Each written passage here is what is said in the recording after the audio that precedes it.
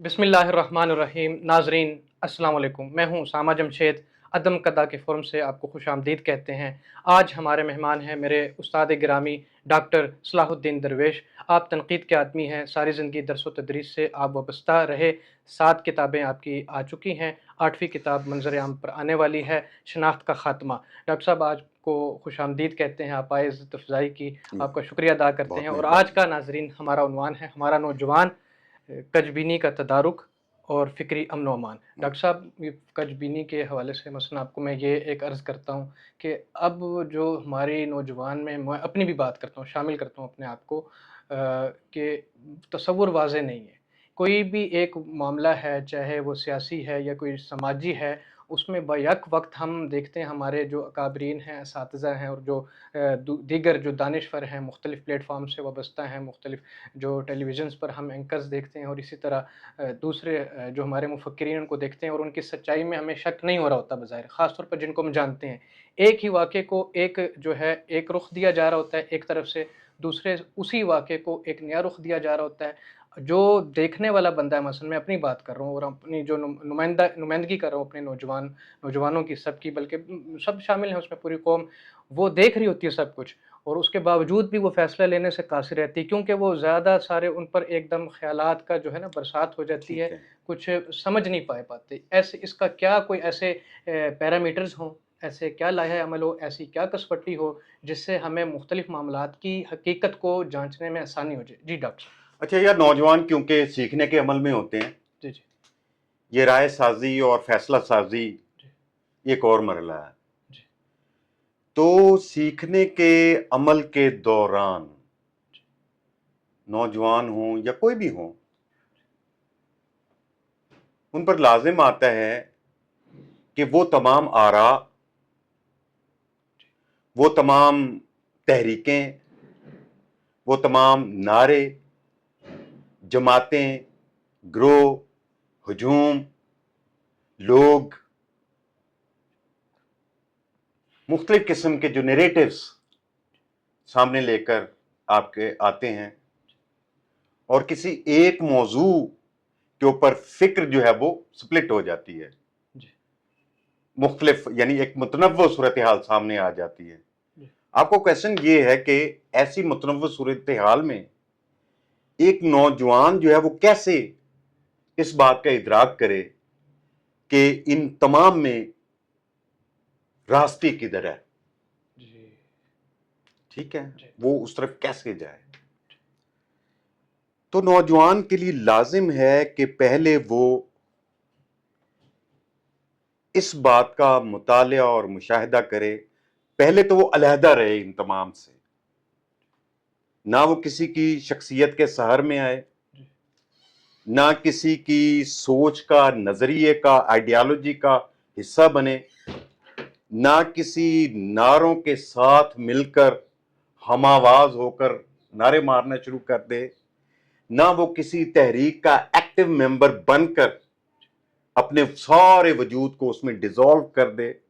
इससे इस तमाम से बेहतर जरूरी है कि जो मुतनव्वो आ रहा है उनके बारे में अलहदा होकर जी, सोचे, गौर फिक्र करे और देखे जी, कि इन तमाम आरा के पीछे जी, जो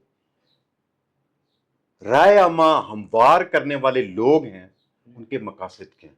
जी, अच्छा, अगर उनके मकासद मौजूद हैं, इसका मतलब यह है कि उन मकासद को होल्ड करने वाले, उस नजरिए को, उस तहरीक को, उस राय को जो होल्ड करने वाले लोग हैं, जो इसको मुंजबित करने वाले लोग हैं, जो इसको तहरीक की शक्ल देने वाले लोग हैं, उनके कोई ना कोई ऐसे ऑब्जेक्टिव्स हैं कि जिनकी तरफ हमारा ध्यान नहीं जाता।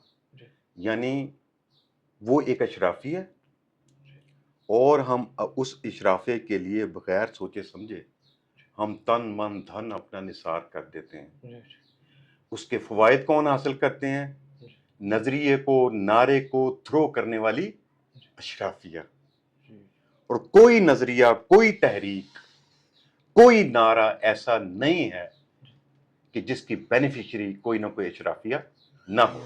لہذا نوجوانوں پر لازم آتا ہے کہ وہ پہلے اپنے کردار کی نشو و نما کے لیے ایسی تمام صورتحال احوال سے اپنے آپ کو الگ کر لیں، باہر نکال لیں.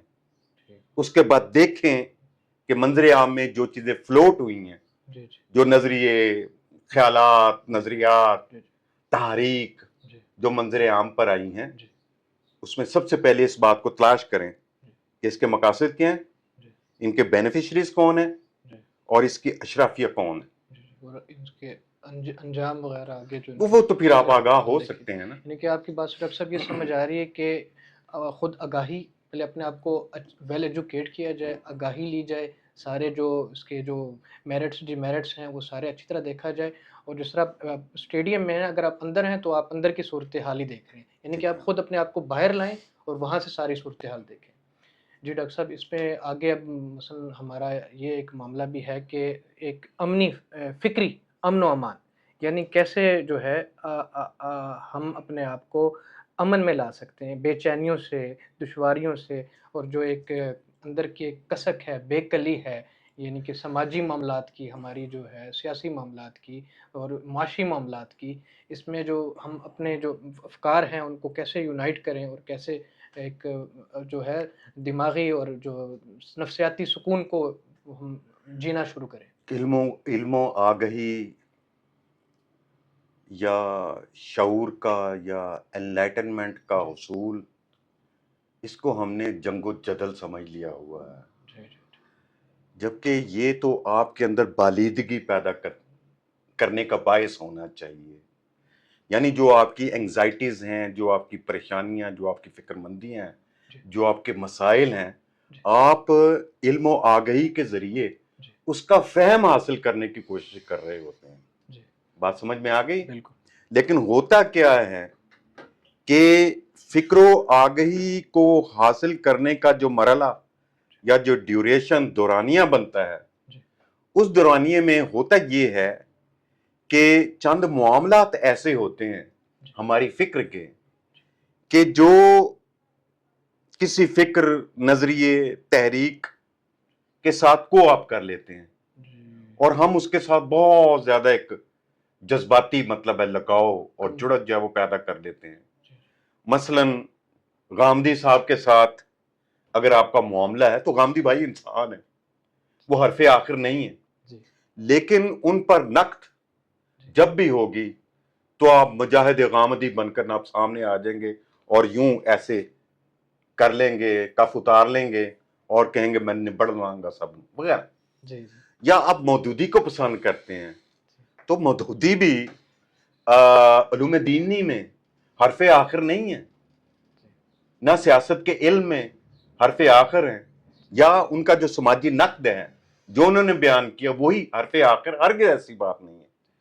تو جب ایک نوجوان، خاص طور پر نوجوان، جب اس مرحلے میں ہوتا ہے، سیکھنے کے، جاننے کے، علم حاصل کرنے کے مرحلے میں ہوتا ہے، تو وہ اس مرحلے میں بھی ہوتا ہے کہ وہ ان تمام علمی نکات کو انٹرٹینمنٹ سمجھیں، اس کو انجوائے کرنا، ان کے ساتھ لیو کرنا. میں یہ کہہ رہا ہوں کہ آپ کسی ایک خاص رخ کی طرف اپنی طبیعت کے میلان کے سبب بھاگنا نہ شروع کر دیں، فوری طور پر اس کو روکیں وہاں پر، ٹھیک ہے، اور وہ راستہ اختیار کریں جو بہت دیر میں سمجھ آتا ہے، اور جو بہت دیر میں سمجھ آتا ہے اس تک جو ہے وہ تھوڑا سا صبر کریں. رت دھیرے دھیرے ٹور مسافر، زندگی کو سیکھنا، جاننا یہ بہت دشوار مرحلہ ہے. تو امن یا دماغی سکون یا اطمینان یہ آپ کو تبھی حاصل ہوگا جب آپ اپنی میلان، اپنی افتاد، اپنی طبع کے نظریے، خیال، رویے، رنگ، شخصیت کے عذاب سے باہر آ جائیں. یعنی کسی بھی ایسی شخصیت کو، ہستی کو، نظریے کو، سوچ کو حتمی اور قطعی مت سمجھے، اور سمجھیں کہ اس سے آگے بھی بہت سے جہاں موجود ہیں. فار ایگزامپل، جب میں نے کام کیا علامہ اقبال کی فکر اقبال کا المیہ میری کتاب ہے، آپ جانتے ہیں. اچھا اس کتاب میں ظاہر ہے کام ان کے خطبات پر بھی تھا، تو خطبات کے شروع میں جو انہوں نے پریفیس لکھا ہوا ہے، اقبال نے خود بتایا ہوا ہے کہ وہ تمام باتیں، خیالات یا نظریات جو میرے ان خطبات میں بیان ہوئے ہیں، یہ قطعی اور آخری نہیں ہے، یہ حرف ہائے آخر نہیں ہے، یہ اس کے بعد اور اس کے بعد ٹھیک نوع انسانی نے، اس کے مستقبل نے ابھی کیا کیا کچھ دیکھنا ہے. تو اقبال نے خود کہا کہ میں حتمی اور قطعی نہیں ہوں.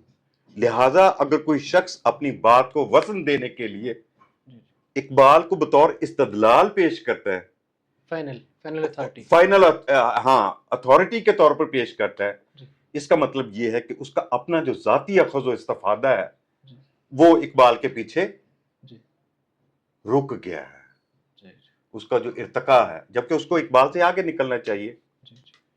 جی. اچھا ڈاکٹر صاحب، آپ نے بہت اچھا ایک تفصیل سے ہمارے اس حوالے سے بتایا. اب کوئی آخری کوئی ہمارے نوجوانوں کو کوئی ایک آخری نصیحت کی اور کوئی دانست کی کوئی بات آپ کرنا چاہیں کہ اب ہمارا جو ایک موجودہ تناظر بھی چل رہا ہے، جو ایک قومی سطح پر جو ایک منظرنامہ ہے، اس پر آپ کوئی ان کو نصیحت یار کرنا بات چاہیں؟ یہ ہے، جی جو ادارے جو کرتے ہیں وہ ان کی ذمہ داری، بالکل. جو ادارے جو نہیں کرتے ان کی ذمہ داری، ٹھیک ہے.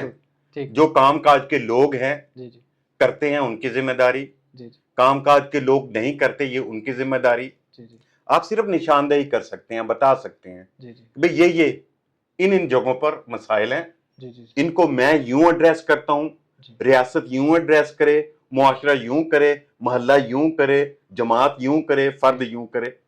اس سے زیادہ ہر بندہ اپنی ذمہ داری کو، ہر اکائی لیکن وہ جو پیچھے ہم نے بات کی ہے، جی لیکن کسی ہجوم کے پیچھے، کسی جماعت کے پیچھے، کسی نظریے، کسی آئیڈیالوجی کے پیچھے لگ کر اپنے آپ کو سپوائل مت کریں. ان کا کارکن اور ورکر بن کر بھئی آپ لیڈر بن ٹھیک ہے نا، یعنی ایک سپاہی تو سپاہی ہے. ڈاکٹر صاحب ایک ذرا وہ معصومانہ سوال ہے، آپ کارکن کو بننے کو جو ہے نا وہ کہتے ہیں اس کی وہ منفی کر رہے ہیں اور لیڈر ہمارے نفسیات ہیں، کارکن ہی نہیں بنیں گے ولیم رائخ، لیڈر آپ کو دو کس طرح مانیں گے؟ ولیم رائخ ہیں وہ، مطلب ہے نیٹشے سے انہوں نے سارا اثر جو ہے وہ قبول کیا اور نیٹشے کی فلسفی کو پھر انہوں نے سائیکالوجی میں ان کو پڑھتا. ولیم رائخ ان کا نام ہے. تو وہ یہ کہتے ہیں کہ بھائی آپ کے مختلف طبقات میں ایسے بے شمار طبقات، کمیونٹیز، لوگ، گروہ موجود ہوتے ہیں کہ جو جرنیل بننا ہی نہیں چاہتے.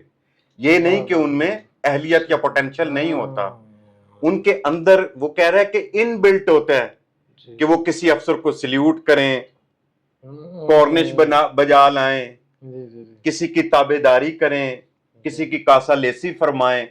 ٹھیک ہے، اہلیت موجود ہے، لیکن ان کی تباہ کا جو بحران ہے وہ ان کو اس طرف لے جاتا ہے. مینز ٹو سے سب نے تو مطلب ہے ہیروز نہیں بن جانا ہوتا، لیکن ٹارگٹ آپ کا ہیرو ہونا چاہیے یار. یہ میں کہہ رہا ہوں، آپ کہاں پر ناکام ہوتے ہیں، کہاں منہ کے بل گرتے ہیں، اوندے منہ گرتے ہیں، یہ ایک الگ کوشچن ہے، لیکن اسٹرگل فار دا بیسٹ اس کا.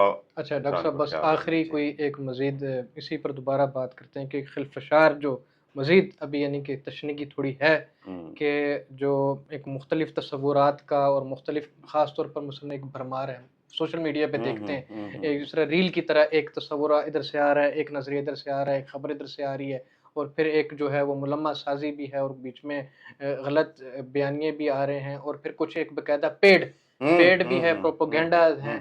ان سے بچنے کے لیے ایک آگاہی کا کیا معیار ہونا چاہیے، اور ڈاکٹر صاحب پختہ کاری کی آپ کوئی کیا کسوٹی بتائیں کہ انسان کب پختہ کار اپنے آپ کو سمجھے، اس سے پہلے وہ طالب علم بن کر ہی ساری چیزوں کو پرکھے اور پوچھتا رہے مسلسل.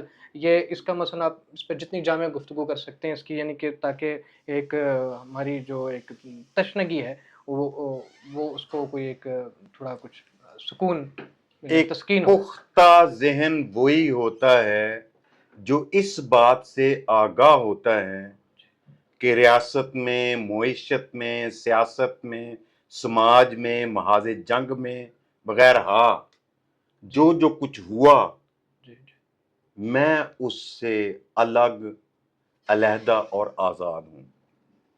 نتائج کی ذمہ داری وہ لوگ بھگتیں جی کہ جو اس کے ذمہ داران ہیں. جی لہٰذا جو نوجوان ہیں، جیسے آپ نے کہا کہ پیڈ کنٹینٹ آتا ہے، جی جی تو کون سا پیڈ کنٹینٹ ہے، کون سا پیڈ کنٹینٹ نہیں ہے، جی وہ تو مسلسل ایک طوفان جو ہے، فلڈ، جی جی جی وہ نہ لڑکتا چلا جا رہا ہے، اور اس کے ساتھ ساتھ ہم سائیکولوجیکلی جی جی جی مطلب ہے جی وہ جی اس کا ایک شکار ہوتے ایک چلے وار جا بھی رہے ہیں. وار بھی بالکل، چل رہی ہے نا. جبکہ یہ نہیں ہونا چاہیے. جی جی اس سے مین وائل بچاؤ کے بچاؤ کے لیے آپ فلمیں دیکھیں، آپ ڈرامے دیکھیں، جی ساؤتھ انڈیا کی جو شارٹ موویز ہیں وہ دیکھیں، آپ میوزک سنیں. دنیا بھر کا جو یہ سیکھنے کی، جی جی یعنی تہذیبی طور پر اگر آپ لوگوں کی ایک طرف آپ میں موجود نہیں ہے جی تو کسی بھی بحرانی صورتحال میں آپ اس کو انڈرسٹینڈ نہیں کر سکتے. جی لہٰذا کھیل ہے، موسیقی ہے. اچھا میں بات کر مصوری، دنیا بھر کی عظیم ترین پینٹنگز جی اس وقت انٹرنیٹ پر موجود ہیں. جی آپ ان کو سنیں، میوزک کو سنیں، جی جتنی بھی انٹرٹینمنٹ کی چیزیں ہیں، کھیل دیکھیں، جی فلمیں دیکھیں، جی تھیٹر کو انجوائے کریں، جی باغات میں جائیں، بچوں کو ساتھ لے کر جائیں. جی اور یہ جو نمائشی قسم کی ایک فیس بک پر اچھل کود ہے، جی اس کو بطور انٹرٹینمنٹ انجوائے کریں، جی جی اور اس سے باہر نکل کر علیحدہ رہیں. اس کا حصہ، کسی کی پروگرامنگ کا آپ حصہ مت بنیں، اس سے الگ رہیں، جی جی اور اپنی پرسنل زندگی، گھریلو زندگی اس کو انجوائے کریں. جی جی بہت شکریہ ڈاکٹر صاحب. ناظرین یہ آخری بات ڈاکٹر صاحب کی، اس کو ہم دوبارہ انڈورس کرتے ہیں. ڈاکٹر صاحب نے ایک قسم کا سم اپ کیا ہے کہ کسی کی پروگرامنگ کا حصہ نہ بنے. تو ہر انسان کو شعور ہے، ہر نوجوان کو شعور ہونا چاہیے، ٹھیک ہے، اور مسلسل اپنے سیکھنے کا اور مختلف کثیر ثقافتی عمل کا، جیسے ڈاکٹر صاحب نے بتایا کہ جائیں مختلف جگہوں پر جائیں، مختلف فنون کو دیکھیں، مختلف علوم کو دیکھیں، اساتذہ سے وابستہ رہیں، اپنی جو ہے وہ بڑھوتری اور جو ہے فکری جو ہے ترقی پر آپ کام کریں. اور انشاءاللہ نئے موضوع کے ساتھ دوبارہ حاضر ہوں گے. تب تک کے لیے اجازت دیجیے. بہت شکریہ. اللہ حافظ.